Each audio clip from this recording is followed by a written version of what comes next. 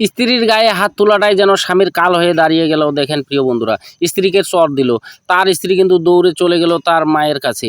তার মায়ের কাছে গিয়ে বলছে, মা আমি এমন মানুষের সাথে আর সংসার করব না। সে বলছে, কেন, কি হয়েছে?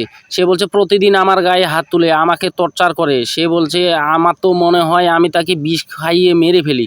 তার মা বলছে, আচ্ছা তুমি চিন্তা করো না, ওই ওই বুদ্ধি আমার কাছে আছে। তার মা একটা বিষের বোতল বের করে বলছে, এই শোনো, প্রতিদিন খাবারের সময় একটু একটু করে মিশিয়ে দিবে। আর শোনো, তোমার খাবার যেন অনেক সুস্বাদু হয়। আর যতই তোমার গায়ে হাত তুলুক, তোমার উপর অত্যাচার করুক, কখনোই তুমি খারাপ ব্যবহার করবে না। যত অত্যাচার করবে তুমি ভালোবাসা বেশি করে ভালোবাসা দেখাবে। মায়ের কথা মতো বাসায় ফিরে আসলো।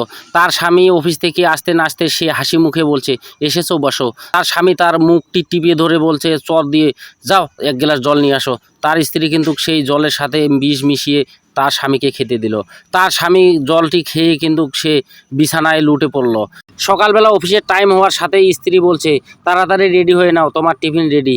তো টিফিনটি তার হাতে দিল। তার স্ত্রীকে ধাক্কা দিয়ে ফেলে দিয়ে অফিস চলে গেল। অফিস থেকে আসার পরে তার স্ত্রী মাথা টিপে দিচ্ছে, বলছে তোমার কাজের অনেক চাপ, তাই মাথা ব্যথা করতেছে, একটু মাথাটা টিপে দেই। তো দেখেন সে বলছে, এত ভালোবাসা দেখাতে হবে না। সে বলছে, আচ্ছা ঠিক আছে, আমি তোমার জন্য নাস্তা নিয়ে আসতেছি।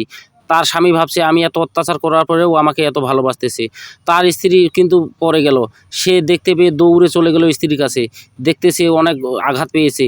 তাকে সুন্দর করে সেবা যত্ন করে কিন্তু সে সুস্থ করে তুললো। তারপরে নিজের হাতেই আদর করে কিন্তু স্ত্রীকে খাওয়াচ্ছে দেখেন। তারপর সে তার মাকে ফোন দিয়ে বলছে, হ্যালো মা, তোমার জামাই তো এখন আমাকে বেশি ভালোবাসতে শুরু করেছে। সে বলছে, কি বলছো, এখনো মরেনি? তার মেয়ে বলছে, না মা, আমি তো এখন মারতে চাই না, আমি ওকে ছাড়া বাঁচবো না। সে বলছে, আরে তুমি কোনো চিন্তা করো না, ওখানে তো বিষ ছিলই না, তাহলে মরবে কিভাবে? আর সে বলছে, কি বলছো মা? সে বলছে, হ্যাঁ, আমি শুধু তোমার অন্তরে বিষ মিশিয়ে দিয়েছিলাম, আর ওটা তো শুধু এমনি পানি ছিল। তো দেখো, ভালোবাসা দিয়ে যেটা জয় করা যায়, পৃথিবীর অন্য কোনো শক্তি দিয়ে সেটা জয় করা যায় না। তো তোমরা এখন ভালো থেকো। তখন তার ভুল বুঝতে পেরে সে তার স্বামীকে বলছে, আমি অনেক ভুল করেছি, তুমি আমাকে ক্ষমা করে দাও। তো সারা বাংলায় এরকম মেয়ের জন্য মায়ের সুপরামর্শ যদি থাকতো, তাহলে এরকম সংসার আর কখনো ভাঙতো না। তো এরকম মায়ের পরামর্শ আপনাকে কার ভালো লেগেছে অবশ্যই কমেন্ট বক্সে জানাবেন প্রিয় বন্ধুরা।